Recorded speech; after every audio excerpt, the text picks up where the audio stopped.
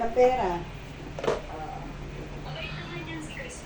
Oo, sabi nga eh, bahala na siya sir kung kailan niya babalik. Nagawa niya eh. O ikaw na daw bahala kung kailan mo mababayaran. Ito sa kanya mo naman ipapamintanis yan, sabi ko.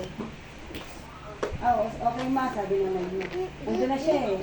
Hindi ko na siya oo, hindi naman na ako, hindi ko na siya basta ma-istorbo rin kasi pinapaiwan ng cellphone eh. Kaya yun, buti nakukontak ko pa siya. Yung ano. Sabi ko, tatawa nga dito.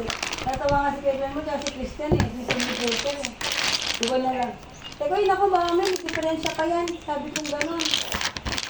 Yung breaker na, bulit na lang ng bago. Sabi ko.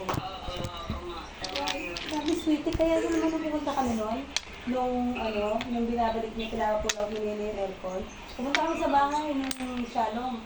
Sabi ko, sabi ano mo yung tapat mismo, alam mo yung kanto? Yung tapat mismo na studio, di ba, Petron?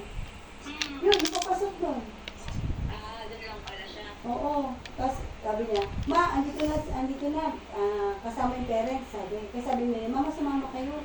Kasi mamaya kung ano na naman sasabihin sa akin.